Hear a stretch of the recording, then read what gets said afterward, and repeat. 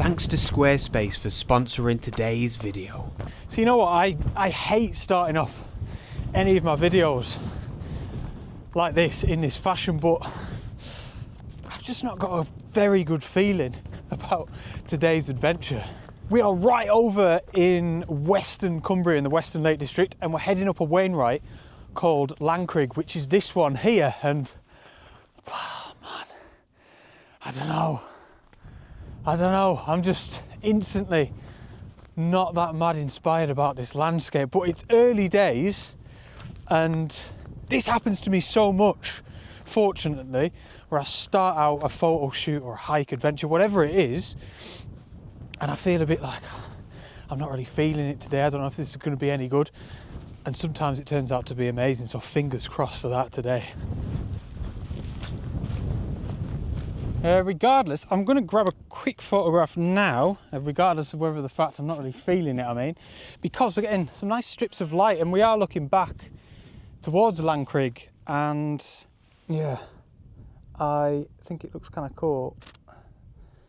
Yeah, that's pretty nice. It's just really bleak, almost like bordering on boring, but I don't know, I just quite like it. I think the light makes a difference, contrasted with the moody sky and some of these reeds down in the foreground. And as always, it is just really nice to get a photograph on the memory card, isn't it?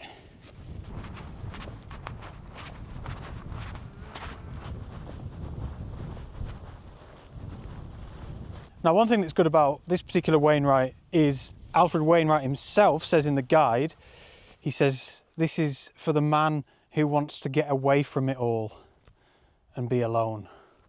So that's good. Now, as for the route, it really could not be simpler. 2 herdricks there, we go past them, you may be able to see the 2 people on the track a bit further down. And then we just head up into this little valley here, loop round beneath that kind of patch of light, and then straight up there. So simple.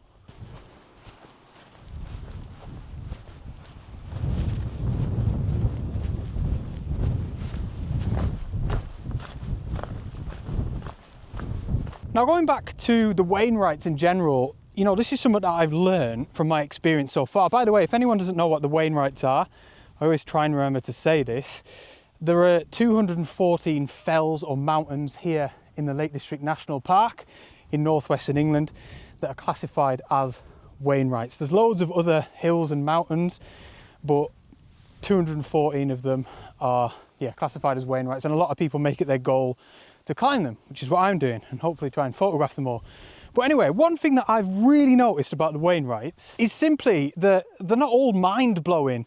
When I first started out this kind of adventure to climb them all, I was thinking about the likes of, you know, Great Gables, Scarfell Pike, Little Holme Fell, these fells that I love so much. Iconic fells like Blencathra and High Street, where we were at a few weeks ago. And they're all amazing. But what I love about these sorts of fells, and Wainwright always alludes to this sort of thing, is it gets you out into different parts of the national park. I'm not going to see anybody today, it's just going to be me and sheep. We're right over on the west. I think this might be the second most westerly Wainwright, you know, right on the boundary of the Lake District National Park. It's took me 2 hours to get here from home. And yeah, all right, I'm not overly inspired by the landscape. I've got this sort of landscape like 20 minutes from my front door, but it's getting me all the way out here. And I'm getting the opportunity to climb a fell that there's no way I would have done unless it wasn't classified as a Wainwright. But yeah, I think the reason I'm mentioning that is I do think it took me quite a while to come to terms with the fact that sometimes I go up some of these Wainwrights and I'd leave thinking like, that wasn't actually that good. Like, it's always nice to be out, so it's nice to take photographs. I don't mean that. I just mean when you compare it to other fells, sometimes you go up and you're like, man, why has he included that in this book? But then, like I said, there's always these other reasons. And besides, when you set yourself a goal like this, it's quite a big deal. You know, I'm really proud that I'm climbing all the Wainwrights. I've got a lot of respect for anybody else that does them. I guess you sort of like, you know, it's not always perfect. It's a big, massive, long-term goal, and you're gonna have good days and bad days, basically. Oh, it is squelchy. Thank you for all your suggestions regarding footwear and stuff like that. Today, I'm trialling. I don't really know why, because winter's coming. I'm not going to be wearing my trail runners, but I've got my trail runners, which, like I said, are designed to let water in and let water out quickly. and I've got a pair of these sealskins socks. I think my mum and stepdad got them for me for Christmas maybe 2 years ago or something. I think I've only worn them once, and I can't remember exactly, but I remember just not being impressed with them. I swear they just weren't waterproof or something, but a lot of you have suggested them. So I'm going to give them another try. It's not going to be proper nailing it down today, but it is a bit squelchy. So I think it will be a good opportunity to try them out, you know. And yeah, as we go past the Herdwicks, that one's having a nice little wee.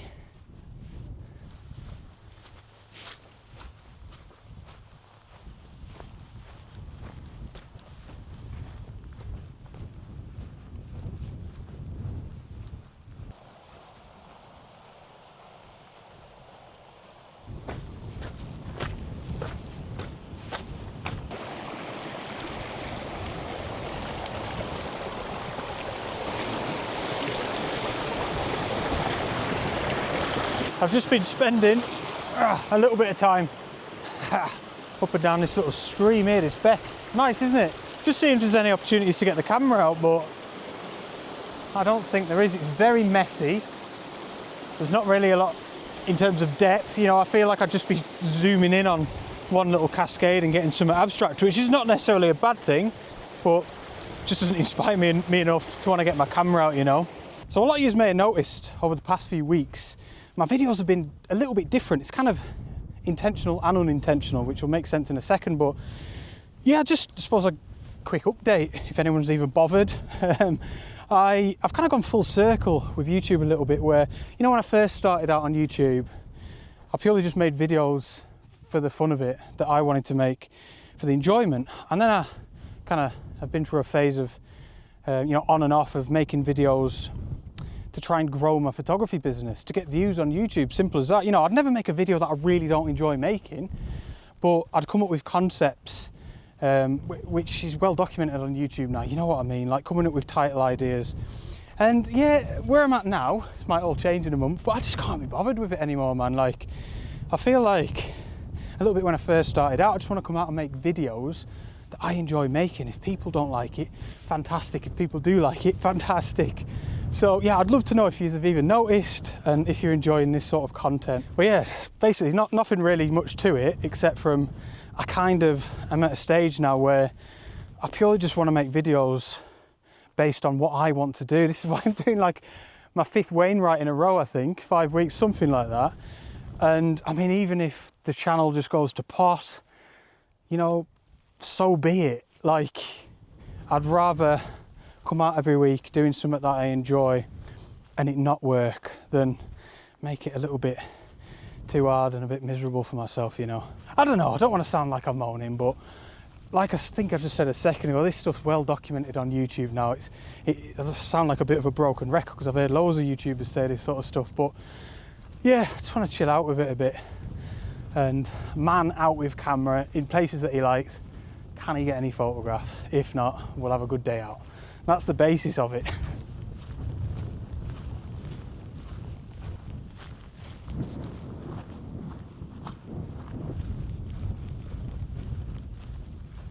So as we move on, I would love to take the opportunity to say another massive thank you to Squarespace for sponsoring today's video.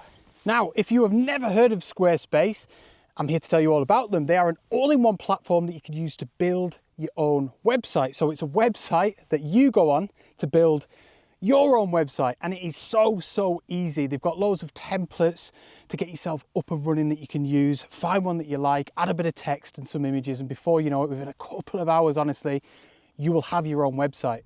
Now, henryturnerphotography.co.uk, which is my own website, is also through Squarespace, and I'm really proud of it. And it allows me to sell things as well, which is what you can do. If you perhaps want it to be more than a portfolio, if you're going to use it for your photography, you could sell prints on there. Like me, I sell ebooks. My 2025 calendar is still available. And yeah, I advertise my workshops on there, all sorts, and I won't be able to run my business without it. And finally, and I always like to say this, Squarespace have got award-winning customer service. So if you are still feeling a little bit intimidated about the prospect of building a website through them, because it is still kind of scary if you don't know where to start, just know that the customer service is absolutely amazing. So if you'd like to give them a go, head over to squarespace.com/Henry Henry Turner to get yourself a 14-day free trial. Absolutely nothing to lose. And if you enjoy your free trial, be sure to use the offer code Henry Turner at checkout to get 10% off your first purchase.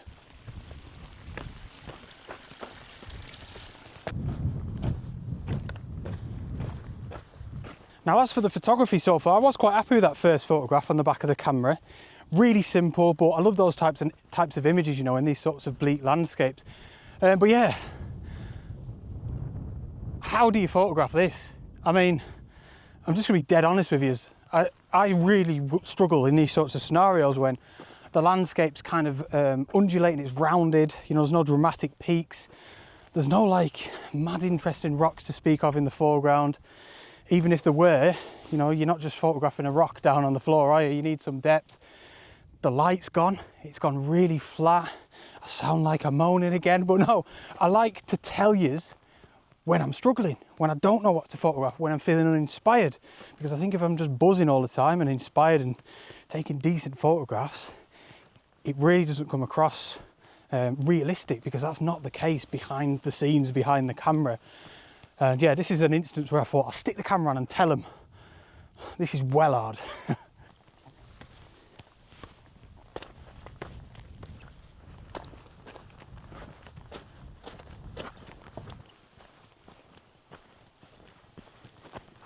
Right, so we have gained a little bit of height, and we're at the stage now where I guess there would have been a glacier up here. It looks like it, doesn't it? Maybe 11,000 years ago, something like that. Yeah, would have just been stood on a massive sheet of ice. Anyway, I'm going to sit here, found a nice little rock with a nice bland view. I don't necessarily mean that in a bad way, it's just my observation. And I've got another meal deal, and it is extremely uninteresting. I say extremely uninteresting just because it is the same as last week. We've got the veg crisps and the Tesco chicken triple. The chicken triple, there we go. Yeah, just a bottle of water. I tell you what, it's getting exciting on this channel now, isn't it? Oh, a little patch of light, that's promising, isn't it?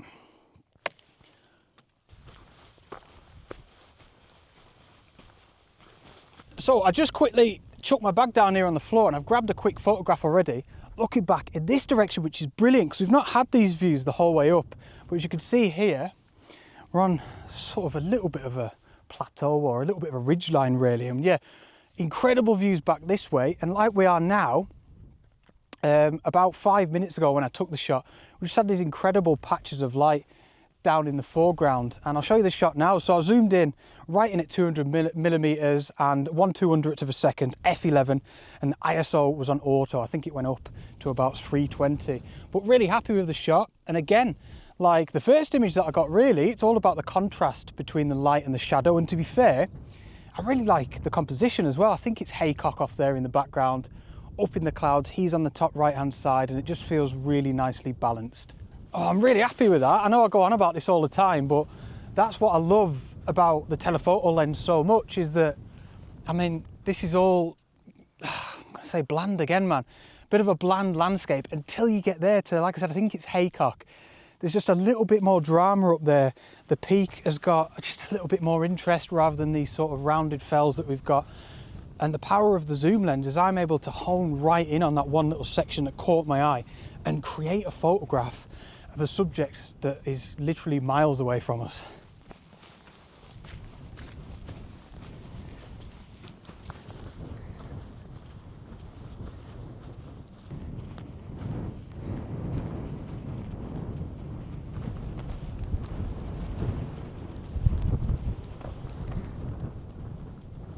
So you saw the summit there. There was just a bloke up there, so I didn't want to be like, "Way, we're at the top of Lancre, get a look," you know. He was enjoying his peaceful time. But yeah, it was nice, really nice summit. Kind of just the same as like this, really. And yeah, you know what? I just met another bloke as well, actually, so I lied to you saying that I'm not going to see anyone all day, but it has been quiet. And we were just chatting and saying like for me, how this perspective of the Lake District fells and into the Lake District from this part of the national park is so alien to me. Like, sometimes it's hard to recognise some of the fells, like Pillar, and that's obvious, but then I look around and I think, oh no, my knowledge isn't as good as I thought. It's because I'm always in certain places, in like the southern fells and eastern fells, and you know, the mountains can look completely different, obviously, from the opposite perspective, literally. So I've really enjoyed that about this hike, and that sort of was what I was sort of saying before, like, you know, this has been a 4-hour round trip for me from where I live to get here, to climb a hill that I definitely wouldn't have climbed unless it was a Wainwright. And I just love that. I think that's absolutely brilliant because it gets me to somewhere completely new, and I'm able to see this place that I adore so much, yeah, from, you know, a completely new perspective. So thank you all so much to all my Ko-fi supporters. I appreciate you all very, very much, and to all of you that have tuned in as well, thank you very, very much. If you have a quick second and you could hit the thumbs up button, that would be amazing. Subscribe if you'd like to see more of this content, and there'll be another video up on the screen from one of my other Wainwright adventures. Yeah, quite happy with the photographs as well. Anyway, I shall see you on the next adventure. Out.